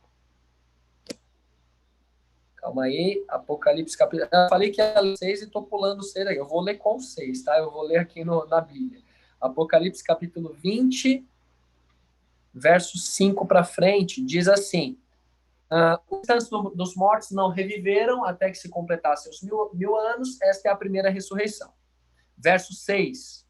Bem-aventurado e santo aquele que tem parte na primeira ressurreição. Sobre estes, a segunda morte não tem autoridade. Pelo contrário, serão sacerdotes de Deus e de Cristo e reinarão com ele os 1000 anos.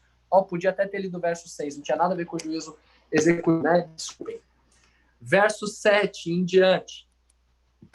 Quando, porém, se completarem os 1000 anos, Satanás será solto da prisão e sairá a seduzir as nações que há nos 4 cantos da terra, Gog e Magog, a fim de reuni-las para peleja. O número dessas é como a areia do mar. Marcaram então pela superfície da terra, sitiaram o acampamento dos santos e a cidade querida, desceu, porém, fogo do céu e os consumiu. Esse texto, ele está associado a Apocalipse 21, que mostra o momento quando terminam os 1000 anos e a cidade santa, Nova Jerusalém, descendo sobre a terra. Dentro dela estão todos os salvos, e o próprio Cristo está ali também. E nesse momento, de acordo com o verso de Apocalipse 20, os ímpios são ressuscitados. Os restantes dos mortos não reviveram até que se completassem 1000 anos. Se eu falar para você assim, nós não terminaremos antes das 9h40. O que vai acontecer às 9h40? A gente vai terminar. Vamos terminar. Então, quer dizer que quando se completam os mortos, são ressuscitados. E aí o texto ele diz que Satanás é solto e ele então sai para poder reunir todos aqueles perdidos. E aí, queridos, Satanás, a gente sabe que ele é o pai da mentira, né? Eu não sei exatamente qual argumento que ele vai usar, mas eu imagino, né? Imagino ele disfarçado de Cristo, apontando para a cidade querida e dizendo o seguinte: olha, os ímpios invadiram a cidade, é nossa, vamos lá, vamos tomá-la. Não sei que tipo de artifício vai usar. A Bíblia diz que eles todos vão tentar invadir a Nova Jerusalém. No grande conflito, Desculpa, pastor. No grande conflito, eu até vi um pedacinho hoje. Ele diz, eu ressuscitei vocês. Ellen White fala que ele vai falar, eu ressuscitei vocês, olha o meu poder, né? De convencer eles que ele tem o poder e que eles vão conseguir. Mas é complicado, horrível, né? É muito forte tudo isso, né? Misericórdia. Misericórdia.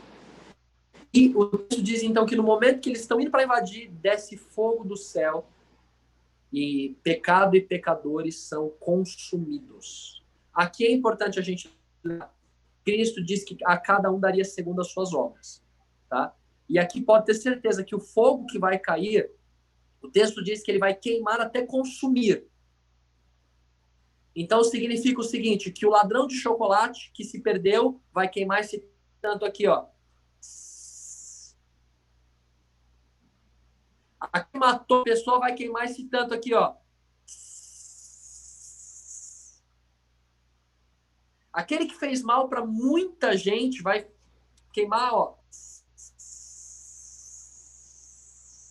Mais tempo. Eu tive um professor que ele dizia que os pastores que se perderem vão queimar esse tanto aqui.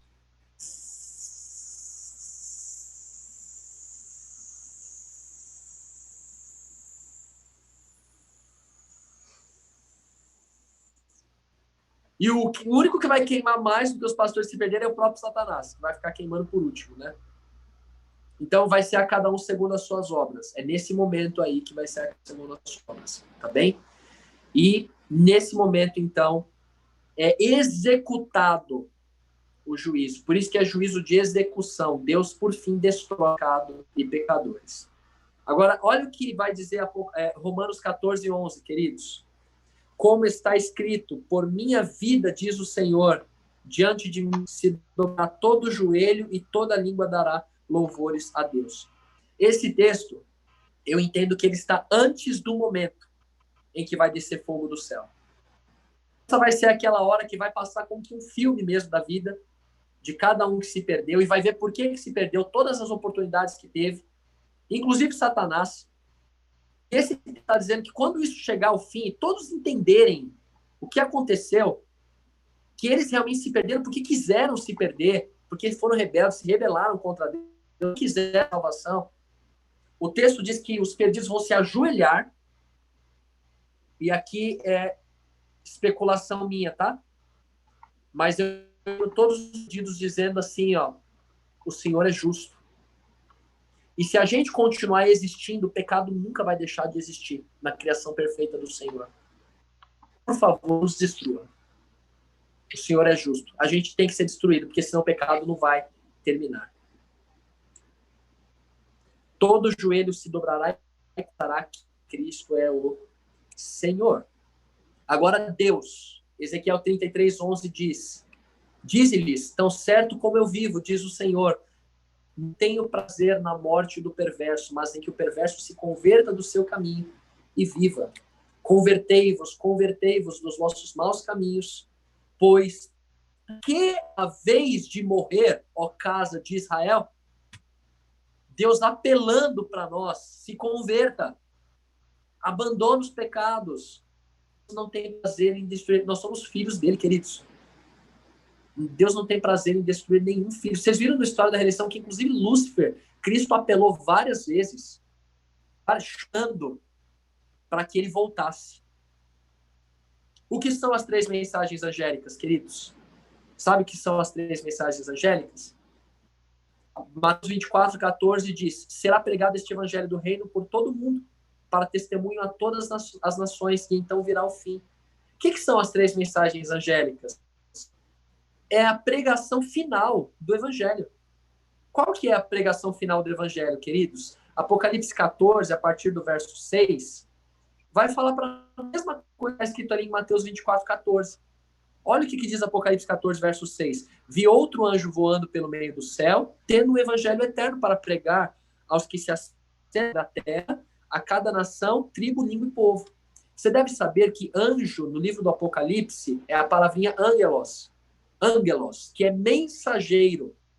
Ou seja, todo aquele que hoje pregar o evangelho puro da palavra de Deus é esse mensageiro aí que está anunciando as 3 mensagens angélicas. Esse mensageiro pode você, esse mensageiro pode ser eu. E qual é a mensagem final de advertência, de chamado para a humanidade? Na verdade, se divide em 3. Qual que é a primeira mensagem angélica? Olha só o que diz Apocalipse 14, verso 7. E olha se não tem tudo a ver com o que a gente acabou de estudar. Temei a Deus e dai-lhe glória. Por quê, gente? Porque é chegada a hora do seu juízo. E adorai aquele que fez o céu, a terra, o mar e as fontes das águas. Ou seja, qual que é a mensagem de Deus agora? É sair avisando para a humanidade, o juízo já começou. O juízo já começou pela casa de Deus, os mortos estão sendo julgados. Vai chegar uma porta da casa, vai se fechar, você e eu vão ser julgados também. A gente não sabe o dia de amanhã, o juízo já começou. Sabe o que você tem que fazer? Tema a Deus e dê glória a Deus. Volte para o Criador. E aqui tem uma clara referência ao 4º mandamento, não é? Adorar aquele que fez o céu, o mar, a terra e as fontes das águas. Está igualzinho lá em Êxodo 20, verso 11. Que o sábado deve ser guardado para lembrar que Deus criou o céu, o mar, a terra e as fontes das águas. Então é um chamado para a humanidade voltar a adorar Deus como Criador de todas as coisas. Qual que é a segunda mensagem? Apocalipse 14, 8. Caiu a grande Babilônia, que tem dado a beber a todas as nações do vinho da fúria da sua prostituição. Babilônia, no livro do Apocalipse, representa tudo aquilo que Babilônia representava nos tempos antigos. Confusão religiosa. A Babilônia reunia todos os deuses pagãos, deixava cativo o povo de Deus. Havia ali tudo que não presta, todo tipo de confusão religiosa. E é o que a gente tem hoje no mundo. Queridos, a gente sabe que Babilônia simboliza a igreja era medieval, igreja romana, católica romana, que trouxe tantos erros, tantas confusões para o meio religioso. Inclusive, nossos irmãos evangélicos hoje guardam, por exemplo, o domingo, não é? Tanta coisa, tanta confusão que existe. A Bíblia está dizendo o seguinte, a gente tem que anunciar para o mundo o seguinte, o erro acabou. Não há mais por que você permanecer em meio à confusão. A Bíblia está aí, está disponível, vamos estudá-la. Caiu Babilônia, saia do engano. É chamar as pessoas para a verdade. Dizer caiu a Babilônia é dizer o seguinte, saia do erro. Venha para a verdade da palavra de Deus. Agora a gente não pode ser arrogante, tá? Eu estou falando aqui para vocês, somos todos admiráveis. Mas a gente chegar para a pessoa e falar assim, sai do erro, vem para a verdade. Que arrogância, né? Mas é mostrar com amor. É a verdade. E a terceira mensagem qual é? Se alguém adora a besta e a sua imagem, recebe a sua marca na fronte ou sobre a mão, também esse beberá da corda de Deus, preparado sem mistura do cálice da sua ira, será atormentado com fogo e enxofre diante dos santos anjos e na presença do Cordeiro. Ou seja, nós precisamos preparar a humanidade, avisar para a humanidade que existe uma marca sendo imposta, que é a marca da besta. Todos aqui sabem o que é a marca da besta? O grande conflito fala muito claramente da perseguição que haverá por causa da imposição da guarda do domingo, o falso sábado. Lembre-se que não é só o mandamento do sábado importante, todos os mandamentos são. O detalhe é que no final, o mandamento do sábado de fato vai ser importante, por quê? Porque é o mandamento mais claro que diz que a gente tem a Deus Criador. Então o conflito final vai ser sobre adoração.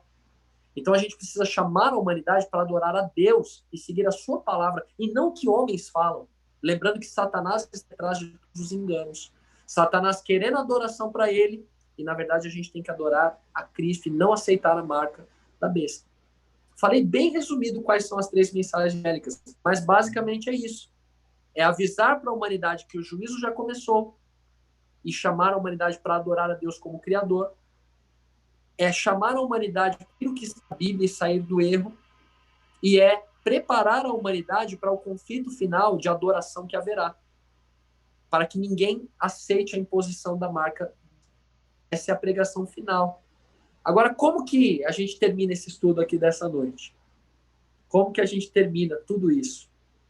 Eu acho esse texto aqui muito apropriado.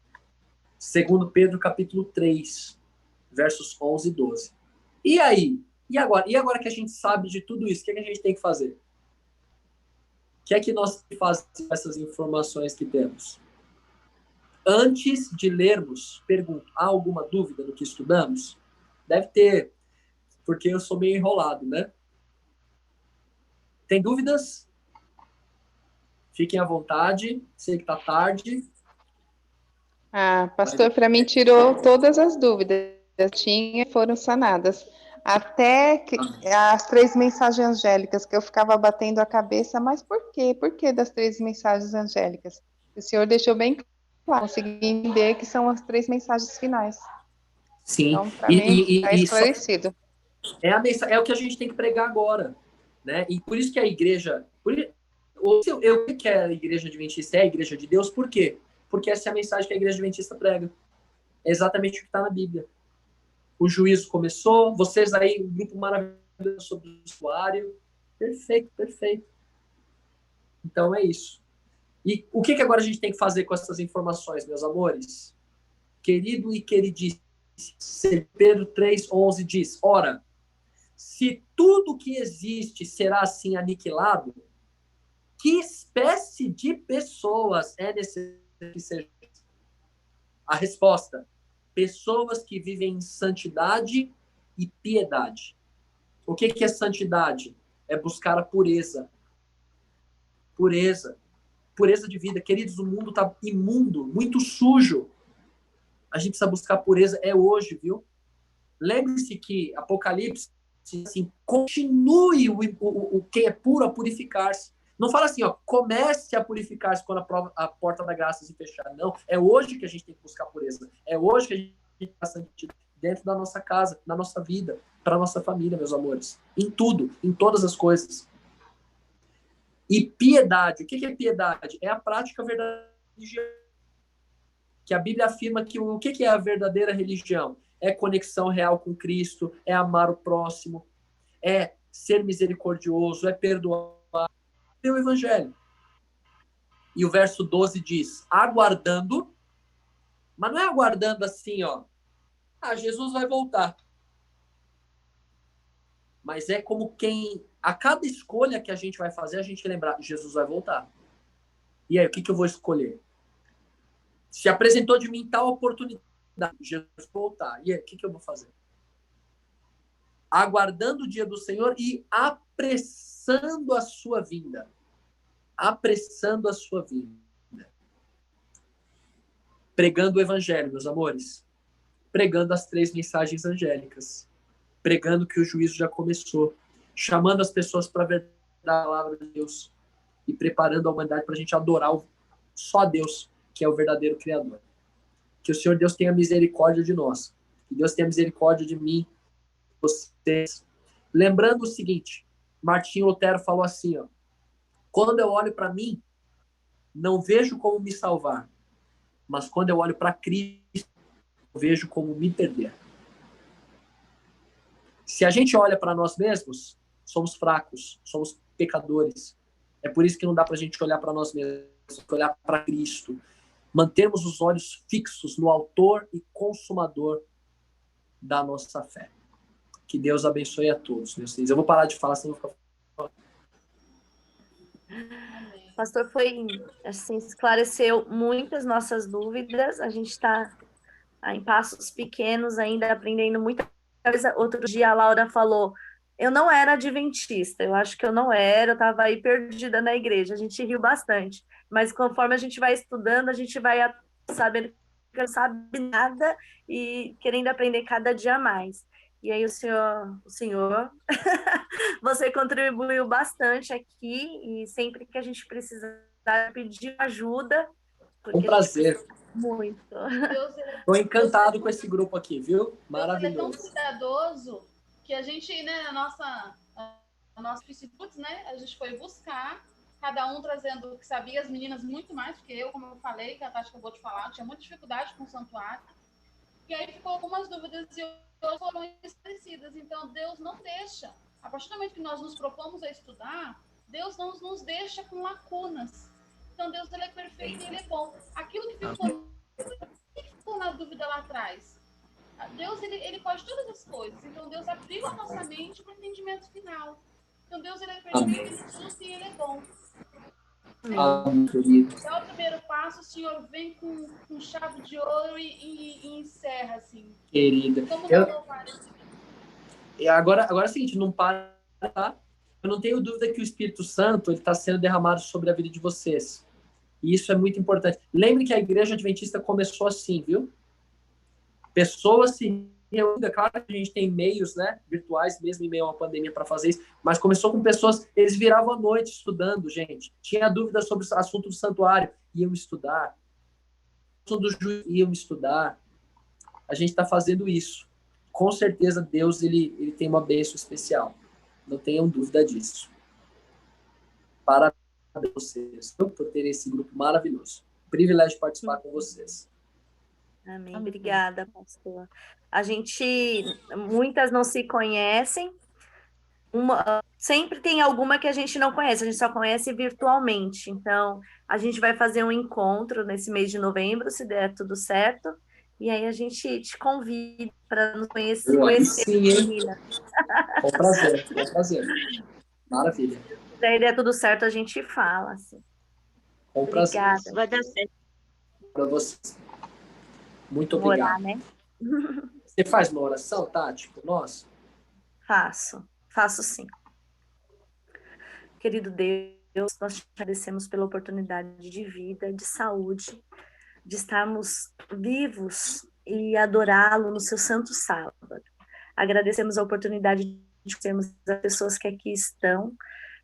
Nós temos a tecnologia a nosso favor, que é um dom do Senhor, é um dom de Deus, para que nós possamos fazer esses encontros. Nós temos também essa pandemia com uma coisa muito ruim que aconteceu no mundo, mas trouxe muitos benefícios às nossas vidas e nós te agradecemos por isso. Te agradecemos pela luz de hoje, te agradecemos pelo pastor Hugo, te agradecemos por cada um que aqui está. O Senhor conhece a cada um, conhece as suas lutas, as dificuldades, mas sabe que nós mais almejamos é estar no céu, todos juntos. Então, que o Senhor possa nos ajudar nessa caminhada, que o Espírito Santo venha em nossas vidas, que nós possamos aprender mais de ti, falar para as pessoas, para no grande dia nós termos esse grande encontro. Muito obrigado, Pai, pelas bênçãos. Mais uma vez nós te agradecemos. Amém. Deus abençoe a todos. Ao Elias e a todas. Fala igual o pessoal, né? A todos e todas. Todos e todas. É como se a todas não tivessem ido todos. A todos. Amém a todos nós. Valeu, Elias. Valeu, Deus abençoe. Valeu. Amanhã, quem estiver lá na Vila Verde, a gente vai se ver. Obrigada. Deus abençoe, pastor. Amém. Obrigada, prazer, Carol. gente. Deus abençoe. Manda o link da fé que a gente entra. Belezinha, pode deixar. Mando sim. Eu mando para vocês e você repassa pro pessoal, tá? Passo sim. Se eu esquecer, me lembra. Eu sou zoado, viu? Eu costumo esquecer. Eu lembro. Você sabe que eu lembro. Maravilha. Deus abençoe muito vocês. Amém. Pastor, saiba que vai ser convidado mais vezes, viu? Com prazer, minha querida. A gente combinando, a gente faz com o maior prazer, viu? Até presencial, se vocês quiserem. Obrigada. Valeu vocês. Fiquem com Deus. Boa noite. Pastor, você gravou de novo a reunião? Que se quiserem ficar mais um pouquinho, eu não fecho. Querem ou querem que eu feche? Ô, pastor. Pastor Hugo? Vera? Oi. Você conseguiu? E aí, Vera, querida? Eu não tinha visto que você estava aí. Um pouquinho depois, mas um pouquinho depois que eu entrei já foi maravilhoso. Essa oração que essa moça fez também foi linda. Até me tocou no coração. E assim, eu não sei se você levou a reunião para poder acompanhar tudinho, porque eu também tive outro probleminha, depois até te falo, depois no particular. Minha linda. Deixa eu confirmar aqui. Elias, você gravou? Sim, senhor.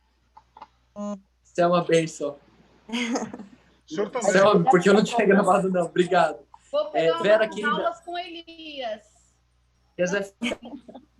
Tecnologia, o Elias é o cara. Ei, coisa boa. Graças a Deus. Vera, querida, então assim que tiver eu te passo, tá? Tá Obrigada, pastor. E aí Vera vamos nos falar em particular. A Tá Vera, bom, ela é da região. Tem uma pessoa que está aqui que é de São Mateus, né? Quem que é de São Mateus? Carol. A Vera tá pertinho de você aí. Legal. Nossa, vai cá para nos encontrar, então. Pertinho. É, Ô, Carol, você Oi. frequenta a Igreja Adventista de São Mateus? Não, eu sou do distrito de Guatemi. É na igreja Vila Bela. É longe de onde você mora? Ah, de São Mateus? Não, de São Mateus é uns 15 minutos Ah, é perto. de ônibus. A Vera, eu queria muito que ela fosse aí Carvalho ou na Vila Verde.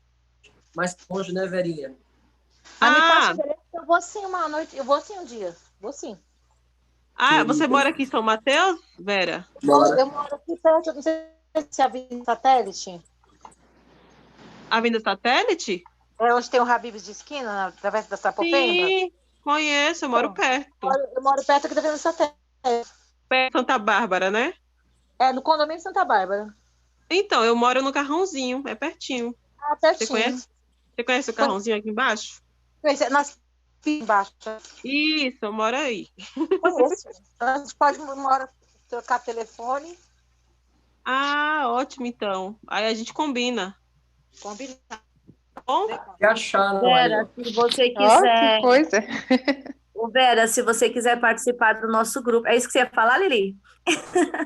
Nós temos esse grupo do livro e Clube do Livro. Se você quiser participar com a gente, você passa o telefone para o pastor passa para a gente e a gente te adiciona no grupo. A gente está no capítulo 30 agora do Desejado, dá para alcançar ainda. Então, ele tem meu telefone, pode passar para vocês sim. Eu vou mandar aqui já agora, não esqueci. Já vou mandar imediatamente para não esquecer. Tô te passando aí, Tati. Tá bom, pastor. A Tati Daí eu ficou passo até para surpresa. Carol conversar com até ela. surpresa hoje que ela me mandou uma mensagem e eu respondi na hora, né? Foi mesmo. Mas eu mandei para você e mandei para Graça. Graça, avisa o pastor para ver meu recado. Absurdo, né? Maldade, né? Ó, foi duas, hein? Ó, respondi na hora também. Mandei o contato da Vera aí já. Nossa, chegou já, Vera. Tá ótimo, então. Deus abençoe muito a todos. Verinha, eu te passo o link logo, logo, tá? Tá bom, combinado. Gente, boa noite. Deus guarde. Fiquem com Deus, meus amores. Obrigada. Deus abençoe a todos. Bom Tchau, final tchau. de semana a todos.